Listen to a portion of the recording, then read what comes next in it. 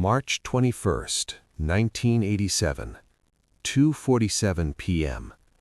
The phone rang in Dean Martin's Bel Air mansion. He was sitting in his favorite leather chair, the one positioned by the window where the afternoon light came in just right. A glass of bourbon sat on the table beside him, untouched. For the first time in 40 years, Dean Martin wasn't drinking. He was waiting. The phone had been ringing all day. Friends, family, his agent, his manager, everyone wanted to know if he was okay, if he'd heard anything, if there was news. But Dean knew. He had known since 1:34 p.m. when the phone call came from Edwards Air Force Base. The one that started with, "Mr. Martin, I'm sorry to inform you." The one that ended with his son's name and the words "missing" and "presumed dead." Dean Paul Martin, 35 years old, captain in the California Air National Guard, fighter pilot, his boy, gone. Dean stood up slowly, walked to the window, looked out at Los Angeles, spreading beneath him like a carpet of broken promises. And for the first time since 1941, since the night he became Dean Martin instead of Dino Cricchetti, since the night he decided that nothing would ever hurt him again, Dean Martin began to cry. Chapter 1. The Father Who Became a Stranger. To understand what happened next, you need to understand what Dean Martin lost that day. Not just a son, a second chance. Dean Paul Martin was born on November 17, 1951, Dean's second child with his second wife, Jean Beeger. By all accounts, Dean Paul was the one who got the best of his father, the charm, the talent, the effortless cool, but also something Dean himself never had, discipline. Dean Paul didn't just want to be famous because his last name was Martin, he wanted to earn it. At 12 years old, he formed a pop group called Dino, Desi, and Billy with Desi Arnaz, Jr., and Billy Hinsche. They had a hit. I'm a Fool reached number 17 on the Billboard Hot 100 in 1965. Dean Paul was 13 years old. His father didn't attend a single concert. "I'm working, kid, you understand." And Dean Paul would nod, smile that Martin smile, say, "Sure, Dad, I understand." But he didn't understand. None of Dean's children understood why their father, the man who made loving look easy on television, the man who croned about amore and romance and holding someone close, why that man could barely look them in the eye. By 1968, Dean Paul had figured it out. His father wasn't absent because he was busy. He was absent because that's what Dean Martin did. He disappeared, even when he was sitting right next to you. So Dean Paul stopped trying, stopped asking his father to show up, stopped hoping that maybe this time, this birthday, this Christmas, this achievement, maybe this time his father would see him. Instead, Dean Paul joined the California Air National Guard. He wanted to fly, not to escape, to prove something, that he was more than Dean Martin's son, that he could do something his father never could, that he could face fear directly instead of drowning it in bourbon and jokes and the performance of not caring. Dean Paul earned his wings in 1974, became a fighter pilot, an F-4 Phantom pilot, one of the most difficult aircraft to master. His father didn't attend the graduation ceremony, but someone else did, Frank Sinatra. Frank, Dean's best friend, the man Dean had stood beside for 30 years of performances and movies and late nights in Vegas. Frank flew to March Air Force Base and sat in the audience and watched Dean Paul receive his commission. Afterwards, in the parking lot, Dean Paul asked him, "Why did you come?" Frank looked at him for a long moment. "Because your father should have been here, and because someone needs to tell you that you made him proud, even if he'll never say it himself." "Does he know you're here?" "I didn't ask permission." Dean Paul never told his father about Frank's visit. What would be the point? But something shifted that day. Dean Paul stopped needing his father's approval. He flew, he got better, he became one of the best pilots in the Guard. And slowly, carefully, Dean Martin started watching. Not openly, never openly. But he started asking questions. How's the kid doing? He's still flying those death traps? Think he's any good? Frank would answer honestly. He's the best pilot in his unit, Dean. Better than you ever were at anything. Dean would grunt, pour another drink, change the subject. But late at night, when the house was empty and the performance was over, Dean would sit in his chair and think about his son, flying, facing the thing that terrified Dean most, the possibility of caring so much that losing it would destroy you. Chapter 2. The Reconciliation That Almost Was. February 1987, 1 month before the crash. Dean Paul came to his father's house unannounced. It was a Tuesday afternoon. Dean was alone, which was rare. Usually there were handlers, assistants, someone running interference. But that day, it was just Dean, sitting in his chair by the window. "Dad," Dean Paul said, "we need to talk." Dean looked up. His son was in uniform, sharp, confident, every inch a military officer. "You get in trouble, kid?" "No, I'm getting out." Dean's eyebrows raised. "Out of what?" "The Guard. My commission ends in September. I'm not re-enlisting." For a long moment, Dean said nothing. Then, "Why?" "Because I'm 35 years old and I've spent the last 13 years trying to prove something to you that you're never going to acknowledge." The words hung in the air like smoke. Dean's hand tightened on his glass. "I don't know what you're talking about." "Yes, you do." Dean Paul's voice was calm, steady, not angry, just tired. "I became a pilot because I wanted you to see me, really see me, not as your son, not as some kid trying to cash in on your name, but as someone who did something difficult and did it well." "You did good, kid. I'm proud." "Are you?"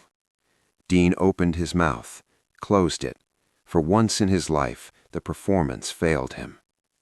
"I don't need you to say it," Dean Paul continued. "I used to. God knows I used to. But I don't anymore. I'm getting out because I'm getting married.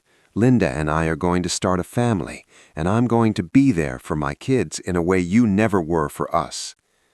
The words should have hurt, should have made Dean angry. Instead, they made him feel something worse. Relief. Relief that his son had figured out how to be better than him.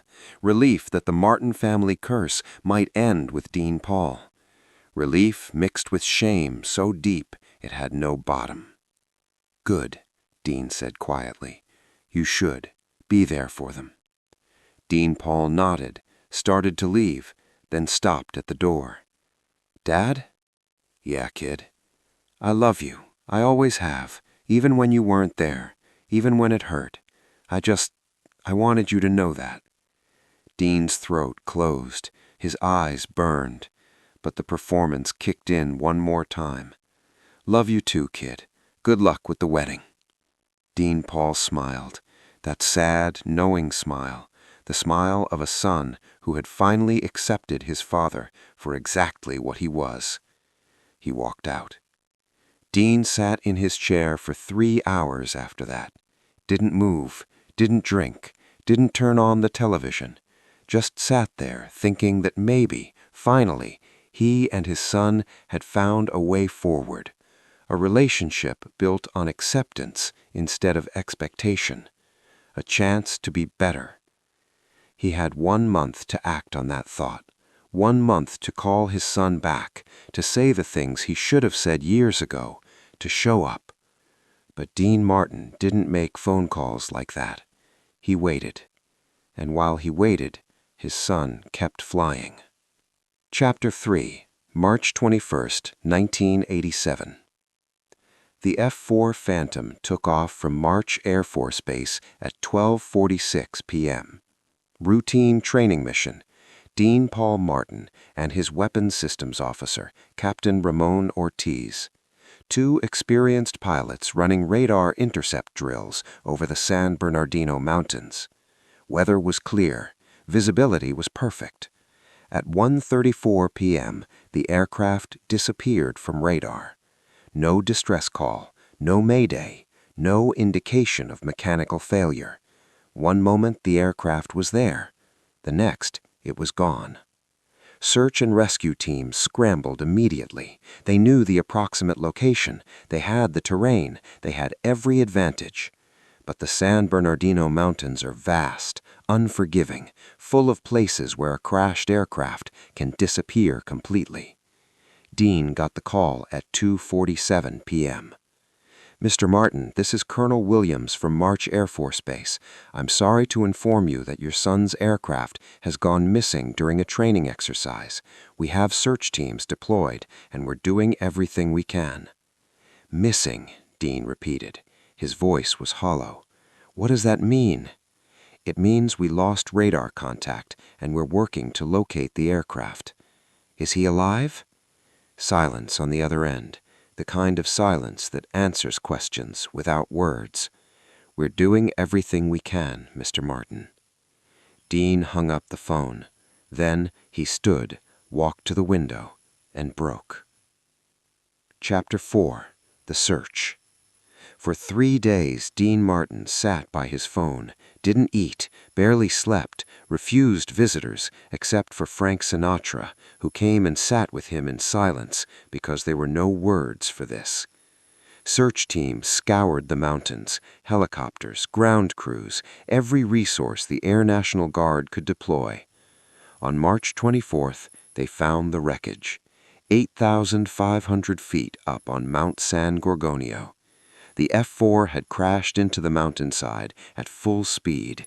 The impact was catastrophic. There were no survivors. The official notification came at 4:15 p.m. Dean's ex-wife Jean was there when he got the call. She had driven to his house the moment she heard about the crash, waiting with him, hoping with him. When Dean hung up the phone, he looked at her with eyes that had aged 1,000 years in 3 days. "He's gone, Jeannie." She collapsed, started screaming, the kind of screams that only come from a mother who has lost her child. Dean didn't scream. He stood up, walked to his bedroom, closed the door, and died inside. Chapter 5. The Final Performance. Dean Martin had a show scheduled for March 26, 1987. Bally's Hotel and Casino in Las Vegas, part of a multi-date engagement, the kind of show he had done 10,000 times before. His manager called. "Dean, obviously we're canceling. I'll make the arrangements." "No," Dean said. "Dean, your son just died. No one expects you to—" "I said no. I'm doing the show." Because that's what Dean Martin did. He performed. No matter what, no matter how much it hurt, no matter how empty he felt inside, the show must go on. March 26, 1987, 9:47 p.m., Bally's Hotel and Casino. Dean walked on stage to thunderous applause. The audience knew about Dean Paul. The story had been on every news channel, but they had come anyway, hoping to see the legend, hoping to see Dean Martin charm them, make them laugh, make them forget their troubles for 90 minutes. Dean stood at the microphone, looked out at the crowd, opened his mouth to deliver his first joke, and couldn't. For the first time in 46 years of performing, Dean Martin couldn't do it. The performance that had protected him from everything, from poverty, from pain, from the terror of actually feeling something, that performance was gone. He stood there for 30 seconds, the audience waiting, the band waiting, everyone waiting for Dean Martin to be Dean Martin. "I can't," he said quietly into the microphone. Then louder, "I'm sorry, I can't do this." He turned and walked off stage. The audience sat in stunned silence. Dean Martin had just walked away from everything he had built, everything he had been, the only identity he had ever allowed himself. He went back to his dressing room. His manager was there. "Dean, what do you need? What can I do?" "Cancel everything," Dean said. "All of it. Every show, every appearance. I'm done." Done for how long? Forever. Chapter 6. The Man Who Stopped Performing. Dean Martin never performed again. He canceled every show, every contract, every obligation. He went home to his Bel Air mansion, and he stayed there for 8 years. His friends tried to reach him. Frank called every week. Shirley MacLaine came to visit. His children, his remaining children, begged him to come out, to live, to be part of the world again. Dean refused. "I'm tired," he would say. "I'm just so tired." The bourbon kept flowing, the cigarettes kept burning, but the jokes stopped, the songs stopped, the performance that had defined Dean Martin for half a century. It was over. Because Dean Martin finally understood something that he had spent his entire life running from, that loving someone, really loving them, meant accepting the possibility that losing them would destroy you. And he had been destroyed. He had lost his second chance, lost the opportunity to be the father Dean Paul deserved, lost the ability to say, "I'm sorry," and "I'm proud of you," and "I love you" when it mattered. All because he was too afraid to be vulnerable, too committed to the performance, too convinced that caring was weakness. In 1993, Frank Sinatra visited Dean one last time. "You're dying," Frank said. "No performance, no jokes, just truth." "I know," Dean said. Dean Paul wouldn't want this. Dean Paul isn't here to want anything. That's the point, Frank. He's gone, and I never told him. I never showed him. Dean's voice broke. "He knew, Dean. Your son knew you loved him." "Did he? Because I'm not sure I knew.